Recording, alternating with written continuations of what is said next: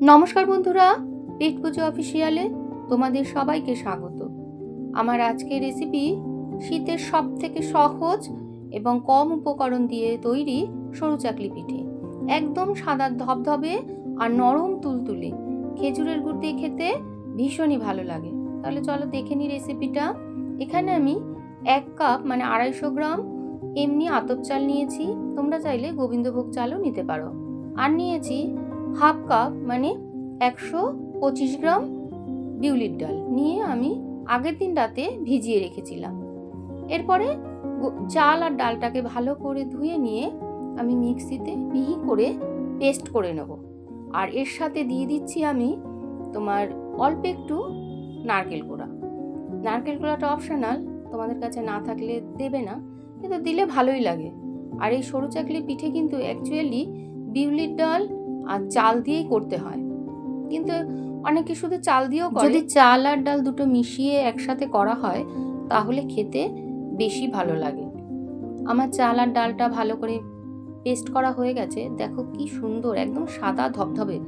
আর পিঠেগুলোকেও দেখতে খুব ভালো লাগে, একদম দুধের মতো সাদা হয়, খুব ভালো লাগে। আর খেজুরের গুড় দিয়ে তো খেতে ভীষণই ভালো লাগে।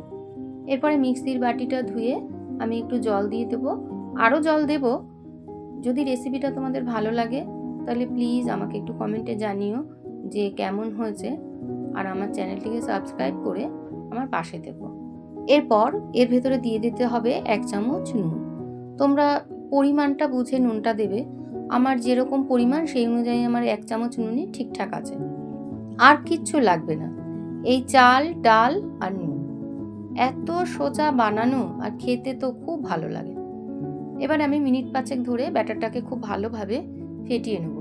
খুব ভালোভাবে ফেটানো হলে কি হবে, পিঠেগুলো একদম নরম তুলতুলে হবে, আর কিছু করতে হবে না।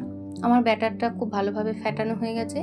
এবার গ্যাসে একটা ফ্রাইং প্যান বসিয়ে অল্প একটু তেল ব্রাশ করে নেব। এরপরে তেলটাকে আমি একটা সাদা কাপড় দিয়ে মুছেও ফেলবো, এক বিন্দুও তেল থাকবে না। আর এই সময় আমি গ্যাসের ফ্লেমটাকে রেখেছি হাই হিটে। আমি ছোট বার্নারে করছি, আর হাই হিটে রেখেই আমি পিঠেগুলো তৈরি করব। এরপরে আমি 1 হাতা করে ব্যাটার দেব, আর চারিদিকে স্প্রেড করে দিয়ে ঢাকনা চাপা দিয়ে 2 মিনিট রান্না করে নেব।